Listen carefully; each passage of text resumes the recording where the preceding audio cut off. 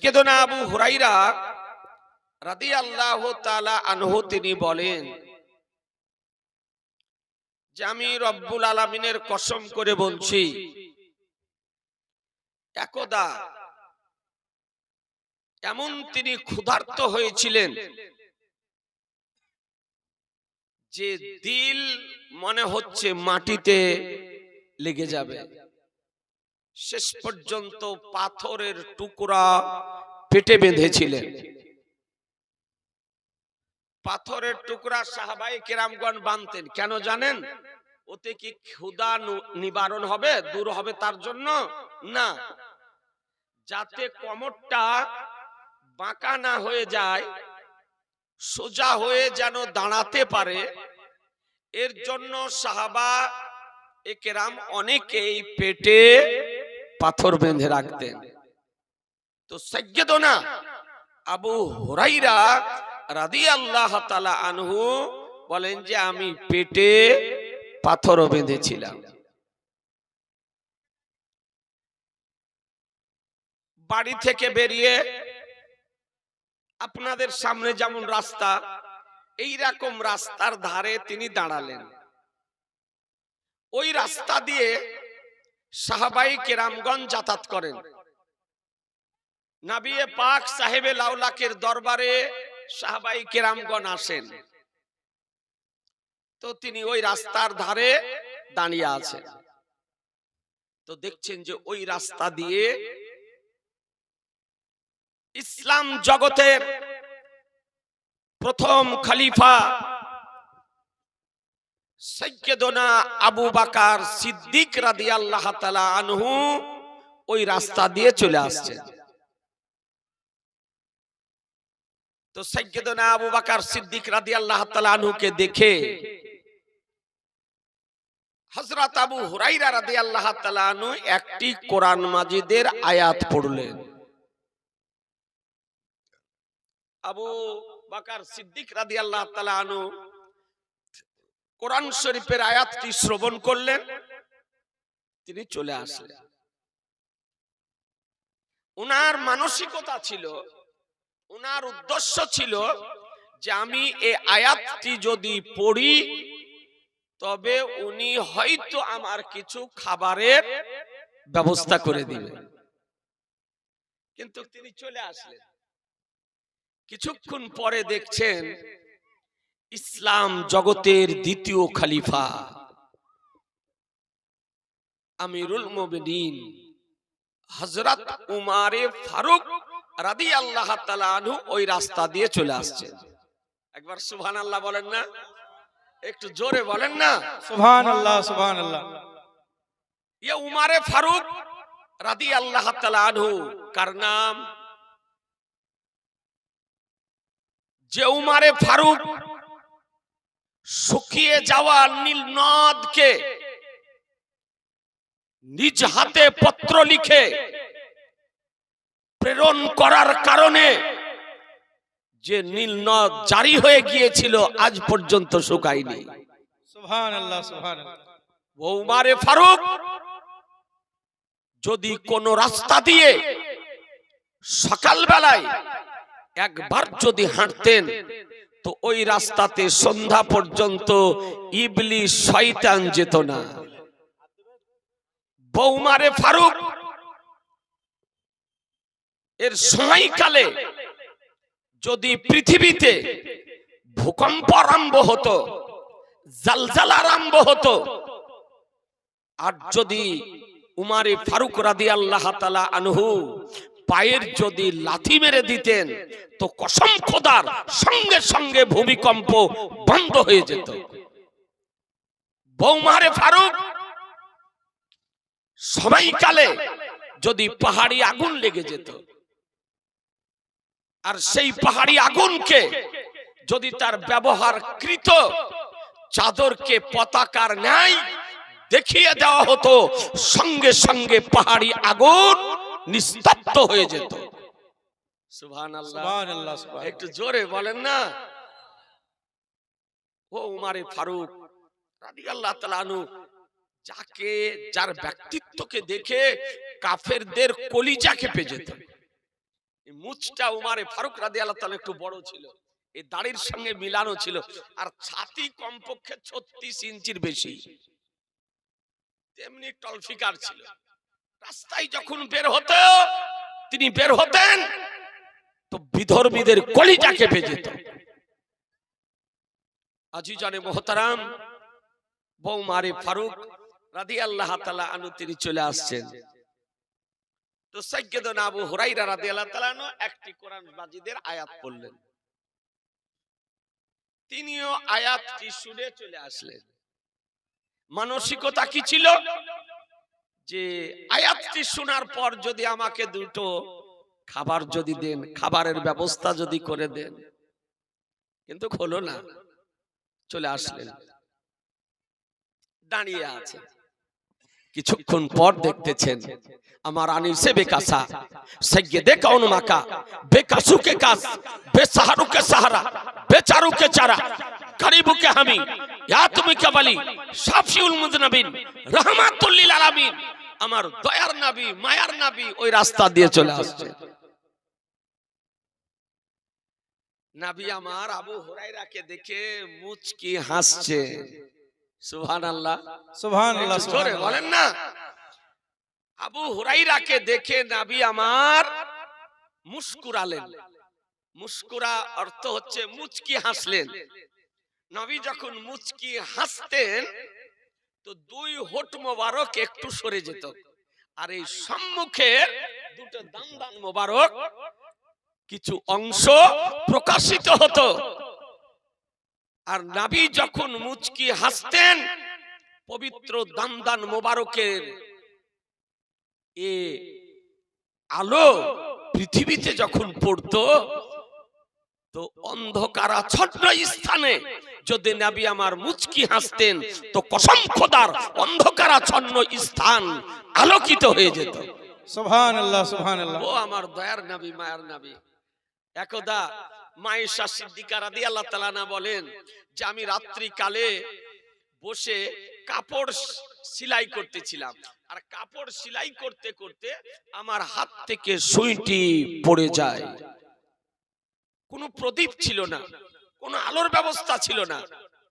আর এই অবস্থাতে আমার রহমতুল লিল আলামিন পয়গম্বর মায়েশা সিদ্দিকা রাদিয়াল্লাহু তাআলা আনহার ঘরে প্রবেশ করছেন। প্রবেশ করে যেমন নবী আমার মুচকি হেসেছেন, মায়েশা সিদ্দিকা রাদিয়াল্লাহু তাআলা আনহা বলেন সেই দিন আমার নবীর মুচকি হাসার আলোতে আমার হারিয়ে যাওয়া সুইটি আমি কুড়িয়ে পেয়েছিলাম। নারে তাকবীর, নারে তাকবীর, নারে রিসালাত, মাসলাকে আলা হযরত। জিন্দাবাদ। ও আমার নবীর মুচকি হাসি। হাদিসটি ভালো করে শুনেন। সন্ধ্যা থেকে বহু কোয়ালিটি রজ নসিহত নাত গজাল মানকাবাত সবকিছু শুনছেন,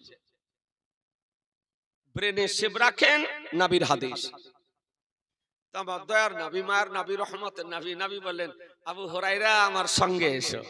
সুবহানাল্লাহ, সুবহানাল্লাহ। জোরে নবী আমার বললেন আবু হুরায়রা তুমি আমার সঙ্গে এসো। আবু হুরায়রা নবীর সঙ্গে আমার চলতে আরম্ভ করলেন। বাড়ি আসলেন। বাড়ি এসে নবী আমার দেখছেন যে একটা গ্লাসে এক গ্লাস দুধ রাখা আছে। তো নবী পাককে যদি কেউ সদকার মাল দিতেন তবে গ্রহণ করতেন না, খেতেন না। ওই মাল ওই আসহাবে সুফফাদেরকে খাইয়ে দিতেন। আর কেউ যদি হাদিয়া যদি দিতেন, উপহার যদি দিতেন, উপঢৌকন যদি দিতেন, তবে সেই মালটি নবী আমার গ্রহণ করতেন। তো দেখছেন এক গ্লাসে দুধ রাখা আছে। দুধ এমন একটি খাদ্য যাতে বৈজ্ঞানিকদের গবেষণা মোতাবেক দুধে A to Z ভিটামিন আছে। কোন মানুষ যদি প্রতিদিন দুধ যদি পান করে তবে তার দেহে শরীরে কোনো ভিটামিনের অভাব হবে না। এইরকম দুধ প্রোটিন খাদ্য, যাতে পিপাসাও দূর হয় আর ক্ষুধাও নিবারণ হয়।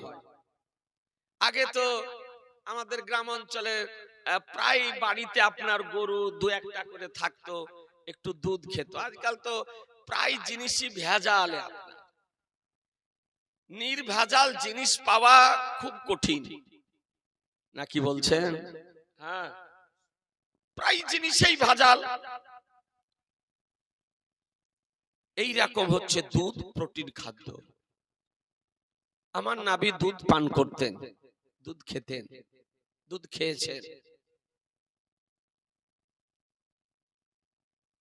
ব্রাদার, তো আবু হুরায়রা রাদিয়াল্লাহু তাআলা আনহু গ্লাসের দুধটা দেখে তিনি মনে মনে ভাবছেন, যদি নবী আমাকে গ্লাসের দুধটা যদি দিতেন তবে তৃপ্তি সহকারে আমি পান করতাম। সুবহানাল্লাহ, আমার সুবহানাল্লাহ। পিপাসাও নিবারণ হতো আর ক্ষুধাও দূর হতো।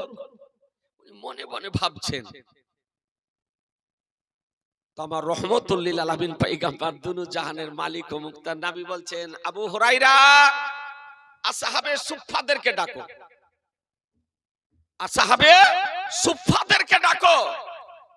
ওই আসহাবে সুফফা যাদের ঘরবাড়ি ছিল না, যারা মুসলমানদের অতিথি ছিলেন, যাদের নিকটে মাল ছিল না, যতক্ষণে তাদেরকে খেতে দেওয়া হতো ততক্ষণে তারা খেতেন। তো আমার নবী বলেন, ওদেরকে ডাকো। তো আবু হুরায়রা রাদিয়াল্লাহু তাআলা আনহু গিয়ে বললেন যে তোমাদেরকে নবী ডেকেছেন। আর যেমন বলা লাইন দিয়ে দিয়েছে, সাহাবীদের লাইন পড়ে গিয়েছে, আসহাবে সুফফাদের লাইন। তো আমার নবী বলছে, আবু হুরায়রা ওই গ্লাসের দুধের গ্লাসটি নিয়ে এসো। দুধের গ্লাসটা নিয়ে আসলেন। যখন দুধের গ্লাসটি নিয়ে আসলেন, তো আমার নবী বলছেন, এদেরকে দুধ পান করাও। একবার সুবহানাল্লাহ বলতে হবে। সুবহানাল্লাহ, আচ্ছা সুবহানাল্লাহ। বলেন দেখি, এক গ্লাস দুধে কজন খাবে? কজনকে আপনি পান করাবেন? আর আসহাবে সুফফাগণ এসে লাইন দিয়ে দিয়েছে। আবু হুরায়রা রাদিয়াল্লাহু তাআলা আনহু উনি মনে মনে একটু করছেন যে এক গ্লাস দুধ তো আমারই হয়তো হবে, তারপরে এদেরকে পান করাবো তো থাকবে কি? জি, তামান নবী বললেন, দুধ পান করাও, দুধ পান করাও। লাইন দিয়ে দিয়েছে। আবু হুরায়রা রাদিয়াল্লাহু তাআলা আনহু দুধের গ্লাস নিয়ে আসহাবে সুফফাদেরকে পান করাতে আরম্ভ করলেন। সুবহানাল্লাহ, সুবহানাল্লাহ। একের পর এক দুধ পান করিয়েই যাচ্ছেন। তারা আশুদা হয়ে তৃপ্তি সহকারে প্রাণ ভরে গ্লাসের দুধ পান করতেছেন। এ বেরাদারান ইসলাম, দুধের গ্লাসের দুধ কম হয় না। গ্লাসের দুধ কম হয় না, পান করিয়ে চলেছেন। উপস্থিত সমস্ত আসহাবে সুফফাদেরকে এক গ্লাস দুধ থেকে তৃপ্তি সহকারে প্রাণ ভরিয়ে পান করালেন। হুরায়রা রাদিয়াল্লাহু তাআলা আনহু বলেন, আসহাবে সুফফা যারা ছিল সকলকেই দুধ পান করালেন, সকলেই দুধ পান করলেন। আবু হুরায়রা রাদিয়াল্লাহু তাআলা আনহু দুধের গ্লাস নিয়ে আসছেন। তো আমার নবী বলছেন, আবু হুরায়রা তুমি পান করো। সকলকে পান করানোর পর নবী আমার বলছেন, আবু হুরায়রা তুমি পান করো। আবু হুরায়রা রাদিয়াল্লাহু তাআলা গ্লাসটা নিয়েছেন, দিয়ে একটু দুধ পান করে রেখে দিয়েছেন। তো আমার নবী বলছেন, আবার পান করো, আরো পান করো। আবু হুরায়রা রাদিয়াল্লাহু তাআলা বলেন, গ্লাসটা নিয়ে আবার খানিক পান করলাম দুধ। আমার রহমতুল লিল আলামিন নবী বলছেন, না হয়নি, আরো পান করো। আবু হুরায়রা রাদিয়াল্লাহু তাআলা বলেন, তৃতীয়বার এমন ভাবে পান করলাম যে একেবারে গলা পর্যন্ত চলে এসেছে। সুবহানাল্লাহ, সুবহানাল্লাহ। ফুল ভিতর ফুল। রহমতুল লিল আলামিন পয়গম্বর দুনু জাহানের মালিক ও মুক্তার নবী আমার বলতেছেন, আবু হুরায়রা আবার পান করো। তো বলছে, ইয়া রাসূলুল্লাহ, আর ভিতরে জায়গা নাই। সুবহানাল্লাহ। আর ভিতরে জায়গা নাই। যে ভিতরে আর দুধ দেব, গ্লাসের দুধ কম হলো না, এহেন অবস্থাতে সকলকে পান করালেন। কতজন ছিলেন? হাদিসের রাবী বলেন সেই দিন আসহাবে সুফফার সংখ্যা ছিল 70 জন মুসলমান। সুবহানাল্লাহ সুবহানাল্লাহ। কতজন ছিল? 70 জন। পরিশেষে আবু হুরাইরা পান করার পর নবীর হাতে গ্লাস দেওয়া হলো, নবী আমার পান করলেন, দুধের গ্লাসের দুধ খতম হলো। তো বুঝা গেল নবী কার নাম, পয়গম্বর কার নাম, রাসূল কার নাম। যে পয়গম্বর এক গ্লাস দুধ থেকে 70 জন আসহাবে সুফফাকে পান করাতে পারেন। নারে তাকবীর, নারে রিসালাত, মাসলাকে আলা হযরত। এই জন্য কোরআন বলতেছে ইয়া আইয়ুহান নাসু কাদ জাআকুম বুরহানুম মির রাব্বিকুম, হে মানব সম্প্রদায়, নিশ্চয় তোমাদের নিকটে আল্লাহর পক্ষ থেকে একটি বুরহান এসেছে, দলিল এসেছে, মুজিজা এসেছে। আল্লাহ তাআলা আমাদের নবীকে মুজিজা করে পৃথিবীর বুকে পাঠিয়েছে। সুবহানাল্লাহ সুবহানাল্লাহ। এই নবীকে আমাদের মতো বলা যাবে? একটু জোরে বলেন না। না। বলা যাবে? আচ্ছা একটু দুই হাত তুলে বলেন তো দেখি, সকলেই দুই হাত উঠিয়ে। জি বলা যাবে না। নবীকে আমাদের মতো বলা যাবে না। না আমরা নবীর মতো, না নবী আমাদের মতো। নবী হলেন নবীর মতো, নবী হলেন নবীর মতো। নবীর সঙ্গে পৃথিবীতে কারো তুলনা করা যাবে না। এই জন্য যে নবীর মতো তো আল্লাহ দ্বিতীয় কাউকে তৈরি করেননি। নবীর মতো করে আল্লাহ দ্বিতীয় কাউকে তৈরি করেননি। কিতাব উঠিয়ে দেখুন, বর্ণিত হয়েছে লাবি ইয়াখলুকুর রহমানু মিসলা মুহাম্মাদিন সাল্লাল্লাহু তাআলা আলাইহি ওয়াসাল্লাম। আল্লাহ তাআলা নবীর মতো করে পৃথিবীতে কাউকে তৈরি করেন, সুবহানাল্লাহ, কাউকে তৈরি করেননি। এ নবীকে আল্লাহ মুজিজা করে প্রেরণ করেছেন। এ বেরাদারান ইসলাম, সাইয়্যিদুনা আবু হুরাইরা রাদিয়াল্লাহু তাআলা আনহু এইরকম একজন উচ্চাঙ্গের সাহাবী ছিলেন, যিনি পুরা রাত ইবাদত করতেন, পুরা রাত ইবাদত করতেন। আপনারা আমরা তো এই যে পবিত্র রমজান মাস গেল, রমজান মাসে 20 রাকাত তারাবি পড়তে ক্লান্ত হয়ে গেলাম গো। হ্যাঁ, কখন শেষ হবে? আর কোন ইমাম যদি আপনার মসলা মুতাবিক একটু সুন্দর করে রুকুটা যদি করে, তেরাতটা যদি করে শুদ্ধভাবে, সাজদা যদি করে, তাসবিহ যদি পড়ে, তো দেখা গেল যে 45 মিনিটে 50 মিনিট হয়ে গেল। তো বলছে কাল থেকে আর আসবো না। আপনি একাই পড়ে, কথা বুঝছেন? বলছে আগামী কাল থেকে মসজিদ থেকে বেরিয়ে বলছে যে আগামী কাল আর আসবো না। আপনি একাই পড়ে।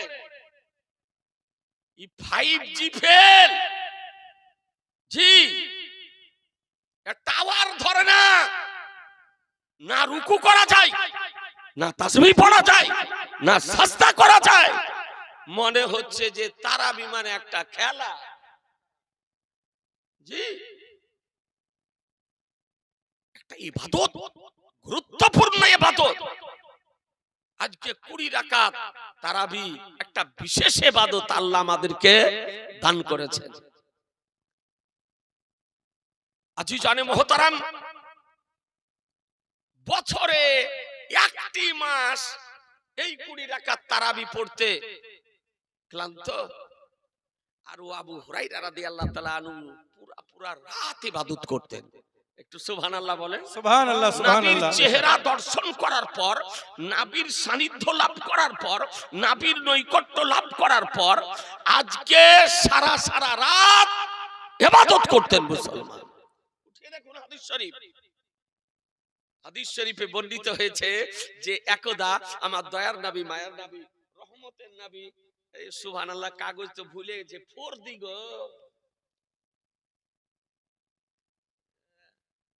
তো হাদিসটি শুনেলেন। তারপরে 4 দিতে যে কি লেখা আছে তখন দেখছি। আবু হুরায়রা রাদিয়াল্লাহু তাআলা আনহু আমার নবী ডেকে কিছু বাইতুল মাল দান করলেন, বলে নিয়ে গিয়ে সুরক্ষিত রাখো। তো তিনি বাইতুল মাল নিয়ে গিয়ে বাড়িতে রেখেছেন। ব্রাদারান ইসলাম, আর রাত্রিতে চোর বাড়ি প্রবেশ করেছে চুরি করার জন্য। চোর এই দিকে আবু হুরায়রা রাদিয়াল্লাহু তাআলা আনহু তিনি ইবাদত করতেছেন। উনি তো রাত্রিতে ঘুমান না, জাগ্রত অবস্থায় থাকেন। দেখছে যে চোর মাল নিয়ে আপনার বের হয়ে যাচ্ছে, পিছন দিক থেকে গিয়ে চোরকে ধরে নিলেন। বলে তুমি জানো না আমি রাত্রিতে ঘুমাই না, আর তুমি আমার বাড়ি চুরি করতে এসেছো, এখন তোমাকে বেঁধে রাখবো, সকাল হবে নবীর নিকটে নিয়ে যাব, তারপরে তোমার বিচার করাবো।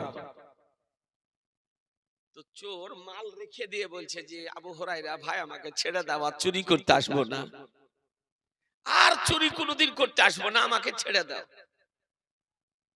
আমি একটা গরিব ব্যক্তি, আমার সন্তানাদি আছে, চুরি করতে আসবো না, ছেড়ে দাও। বলে কোনোদিন আসবে না? বলে না। আবু হুরায়রা রাদিয়াল্লাহু তাআলা আনহু সাহাবীর অন্তর মায়া হয়ে গেল। মায়া হওয়ার কারণে তিনি ছেড়ে দিলেন। বলে যা তোকে ছেড়ে দিলাম। চোরকে ছেড়ে দিলেন। সকাল হলো, আমার রহমতুল লিল আলামিন নবীর দরবারে আবু হুরায়রা ফজরের নামাজ পড়ার জন্য উপস্থিত হয়েছেন। ফজরের নামাজ সমাপ্ত করার পর আমার রহমতুল লিল আলামিন পয়গম্বর আলিমে মাকানা ও মাইয়াকুনের সংবাদদাতা পয়গম্বর, যে পয়গম্বর জমিনের উপরে দাঁড়িয়ে জমিনের নিচের সংবাদ দিতে পারেন, যে পয়গম্বর জমিনে দাঁড়িয়ে আজকে সপ্তম আকাশের সংবাদ দিতে পারেন, যে পয়গম্বর জমিনে দাঁড়িয়ে জান্নাত ও জাহান্নামের সংবাদ দিতে পারেন, যে পয়গম্বর জমিনে দাঁড়িয়ে চন্দ্র সূর্যের সংবাদ দিতে পারেন, যে পয়গম্বর জমিনে দাঁড়িয়ে সিদরাতুল মুনতাহার সংবাদ দিতে পারেন, যে পয়গম্বর জমিনে দাঁড়িয়ে লৌহে কলমের সংবাদ দিতে পারেন, যে পয়গম্বর জমিনে দাঁড়িয়ে আরশে ইলাহির সংবাদ দিতে পারেন, যে পয়গম্বর জমিনে দাঁড়িয়ে খোদার সংবাদ দিতে পারেন। नारे तकबीर, नारे रिसालत, मसलक आला हजरत, उलमाए अहले सुन्नत। अच्छी जाने मोहतरम, ये नबी पाक साहेবে লাউলাক নামাজ শেষ করার পর সাহাবীরা ঘুরে বসেছেন। তো আমার নবী বলছেন আবু হুরায়রা রাত কা চোর কাহাं है? সুবহানাল্লাহ, সুবহানাল্লাহ। সাহাবায়ে কিরামগণ দেখছেন, আশ্চর্য ব্যাপার। বলে আবু হুরায়রা রাত কা চোর কাহাं है? রাত্রির চোর কোথায়? তো আবু হুরায়রা রাদিয়াল্লাহু তাআলা বলছেন ইয়া রাসূলুল্লাহ, চোর এসেছিল, চোরকে ধরে নিয়েছিলাম, আর তারপরে আমি মনে করলাম যে ওকে বেঁধে রাখবো, সকাল হবে আপনার নিকটে নিয়ে আসাবো, বিচার করাবো, হাত কাটাবো। শরীয়তের বিধান হলো কেউ চোর যদি ধরা পড়ে তো ওর শাস্তি হলো ওর ডান হাতের কবজি থেকে কেটে দেওয়া।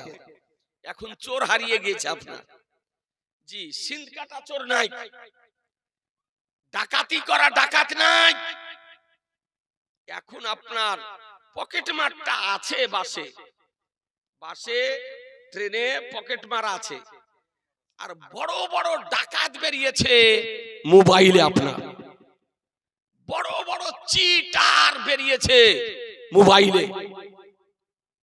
বেরিয়েছে না বেরোয়নি? জি এ ব্রাদার, আর জানের ভয় আর কেউ চুরি করতে আপনার যায় না, যে ধরা পড়লে বাঁচিয়ে রাখবে না, সুযোগ যদি পায় তাকে শেষ করে দিবে। চোর চিরদিনই আছে। আল্লাহ আর নবী সাল্লাল্লাহু তাআলা আলাইহি সাল্লাম বলেছেন শরীয়তের বিধান, আস-সারিকু আস-সারিকাতু ফাকতাউ আইদাহু, চোর এবং চোরনি যদি ধরা পড়ে তো ওর হাতের কবজি থেকে কেটে দাও। ব্রাদার আর ইসলাম তো বলছে ইয়া রাসূলুল্লাহকে নিয়ে আসবো মনে করেছিলাম, তো গরিব সাহাবী, গরিব ব্যক্তি অনুরোধ করতে লাগলো, এই জন্য ইয়া রাসূলুল্লাহকে ছেড়ে দিয়েছি, আর কোনোদিন আসবে না। তোমার রহমতুল লিল আলামিন নবী বলছেন আবু হুরায়রা কাল রাত কো ইয়ে চোর ফির আয়েগা, আগামী রাত্রিতে ইয়ে চোর আবার তোমার বাড়ি আসবে। এ ব্রাদার, নবী আমার অতীতের সংবাদও দিতেছেন আর ভবিষ্যতেরও সংবাদ দিতেছেন। সাহাবী চলে আসলেন, নিজের নিয়ম মোতাবেক ইবাদত করতেছেন, নির্জন রাত্রিকালে চোর প্রবেশ করেছে। আজকে আবু হুরায়রা চোরকে ধরে নিলেন, বলে শোনো গতকালকে তোমাকে ছেড়েছি, তবে আজ তোমাকে ছাড়বো না, ধরে রাখবো, বেঁধে রাখবো, সকাল হবে নবীর নিকটে নিয়ে যাব, তোমার বিচার করাবো। চোর বলতেছে আবু হুরায়রা ছেড়ে দাও, আর কোনোদিন আসবো না, আমি গরিব একজন ব্যক্তি, আমার ছেলে মেয়ে আছে, আর কোনোদিন তোমার বাড়ি চুরি করতে আসবো না। তো শেষ পর্যন্ত সাহাবীর অন্তর মায়া হয়ে গেল, তো ছেড়ে দিলেন। ফজরে নামাজ পড়তে গিয়েছেন, নামাজ শেষে নবী আমার জিজ্ঞাসা করতেছেন যে আবু হুরায়রা রাত কা চোর কাহা হ্যায়, রাত্রির চোর কোথায়? তো আবু হুরায়রা রাদিয়াল্লাহু তাআলা সব খুলে বললেন, বলে ইয়া রাসূলুল্লাহ ওয়াদা করে গেছে আর কোনোদিন আসবে না। আমার গায়বের সংবাদদাতা পয়গম্বর, অদৃশ্যের সংবাদদাতা পয়গম্বর, দিলের ধড়কানের সংবাদদাতা পয়গম্বর নবী আমার বলেন যে আবু হুরায়রা কাল রাত को চোর ফির আয়েগা, এই চোর আগামী কাল আবার তোমার বাড়ি আসবে।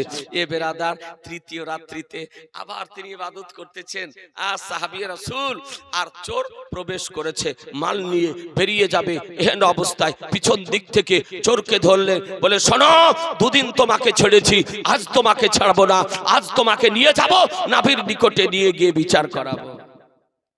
তো চোর বলছে যে আবু হুরায়রা, মা বোনেরা ভালো করে শুনলেন, বলছে যে আবু হুরায়রা ছেড়ে দাও, তোমাকে একটা কোরআন মাজিদ থেকে ওজিফা বলছি। সুবহানাল্লাহ বলবেন না? সুবহানাল্লাহ। একটু জোরে বলেন না জি।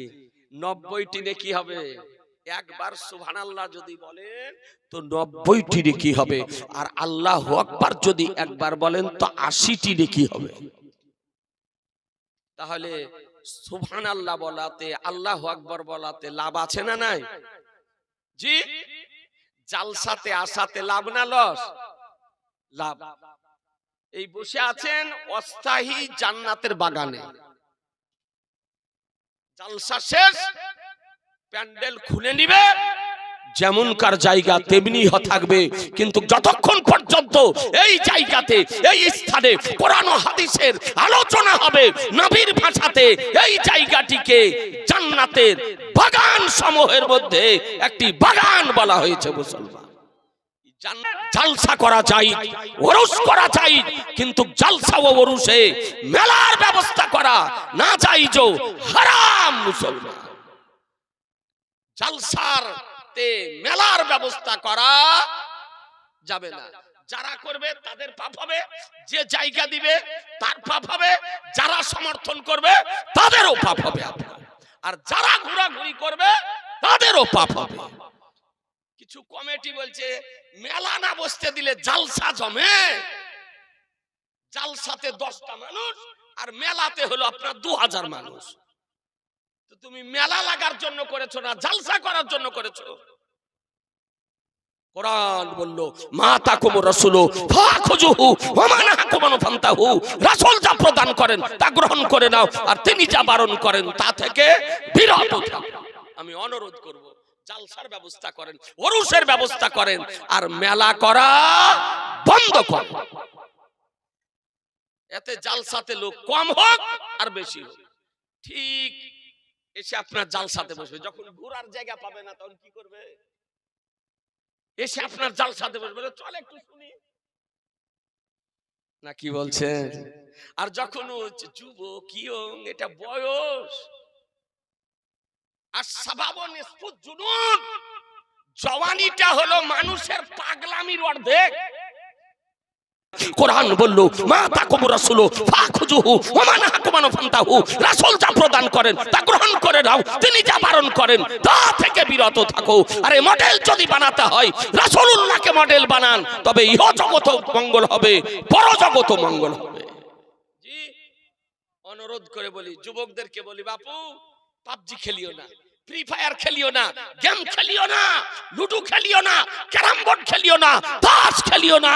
এই সমস্ত খেলা মোবাইলে হোক, মোবাইলের বাইরে হোক, শরীয়তের বিধান মোতাবেক না জায়েজ হারাম। মুসলমান, খেলা চলবে না, যতক্ষণ খেলবে আর পাপ হবে, গুনাহ হবে। এ বিরাদার আর ইসলাম। তো হযরত আবু হুরায়রা রাদিয়াল্লাহু তাআলা হাদিসটি শেষ করে দিয়ে করব, বলছেন না, হাদিসটা শেষ করে দি, তারপরে বাড়ি যাবেন। তা আবু হুরায়রা বলেন যে চোরকে যখন ধরে নিয়েছেন মজবুত করে, তো চোর বলছে আবু হুরায়রা ছেড়ে দাও ভাই, তোমাকে একটা ওজিফা বলছি, কোরআন শরীফ থেকে ওজিফা। ইরে বাবা, আশ্চর্য ব্যাপার, পাকা চোর পরস্পর 3 দিন আমার বাড়ি চুরি করতে আসতেছে, আর ও বলছে কোরআন শরীফ থেকে ওজিফা বলবো। আশ্চর্য হবেন না? আবু হুরায়রা রাদিয়াল্লাহু তাআলা বলছে আগে ওজিফাটা বলো, তারপরে তখন ছাড়বো কি ছাড়বো না দেখবো। তো চোর বলছে আবু হুরায়রা আমি চোর হতে পারি কিন্তু ভুল ওজিফা বলবো না। বলে কি? বলে বিছানাতে যখন যাবে তো আয়াতুল কুরসি একবার পড়ে নিবে। কি বললাম? জোরে বলেন না।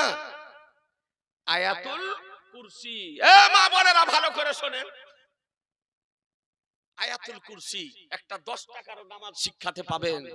আল্লাহু লা ইলাহা ইল্লাহুল হাইয়ুল কাইয়ুম লা তাখুযুহু সিনাতুম ওয়ালা নাওম। এই যে আয়াতুল কুরসিটা আছে, তো বলে কি হবে? বলে আবু হুরায়রা বিছানাতে শোবার সময় আয়াতুল কুরসি একবার পড়ে নিয়ে শোবে, তোমার বাড়িতে চুরি হবে না, তোমার বাড়িতে ডাকাতি হবে না, চোর চুরি করতে পারবে না। বিরাট ওজিফা নাকি বলছেন? হ্যাঁ, বিরাট ওজিফা। তো চোরের ওজিফা শুনে আবু হুরায়রা বলে যে আমার দয়া চলে আসলো, তো চোরকে ছেড়ে দিলাম। বলে যা, ওজিফা বলার কারণে তোকে ছেড়ে দিলাম। এত বড় ওজিফা। সকাল বেলায় নবীর পিছনে নামাজ পড়ার পর আমার দয়ার নবী বলছেন আবু হুরায়রা রাত কা চোর কাহা হ্যায়, রাত্রির চোর কোথায়? বলে ইয়া রাসূলুল্লাহ এই ব্যাপার, এই জন্য ওকে ছেড়ে দিয়েছি। তো আমার নবী বলছেন শোনো, ওজিফা যেটা বলেছে এটা সঠিক বলেছে। যে ওজিফা বলেছে ওজিফা সঠিক বলেছে, ওজিফা ভুল বলেনি। তবে চোরটাকে চিনতে পেরেছো? ওর নাম কি? দেশি চোর না বিদেশি চোর? তো বলছে ইয়া রাসূলুল্লাহ তা তো জিজ্ঞাসা করিনি, ওকে 3 দিন ধরেছি, ওকে নিয়ে আসতাম, কিন্তু কি ইয়া রাসূলুল্লাহ তা তো জিজ্ঞাসা করা হয়নি। তো আমার আলিমে মাকানা ও মাইয়া কোন সংবাদদাতা পয়গম্বর নবী আমার বলেন শোনো, ও তালিকা শয়তান যে 3 দিন পরস্পর তোমার বাড়িতে চুরি করতে এসেছিল, এ হলো শয়তান, এ হলো শয়তান। কিন্তু সে ওজিফাটা সঠিক বলে গিয়েছে। আজকের জালসা থেকে আপনাদেরকে মেসেজ দিতে চাই ভাই, যে কমপক্ষে একটা মশলা মনে রাখুন, যখন বিছানাতে যাবেন, এ মা বোনেরা ভালো করে শুনেন, বিছানাতে যখন যাবেন ওযু করে বিছানাতে যাবেন। বলুন ইনশাআল্লাহ, জোরে বলেন না। ওযু করে বিছানাতে যাবেন, আর বিছানাতে যখন শোবেন ডান কাইত করে শুবেন। কি করে?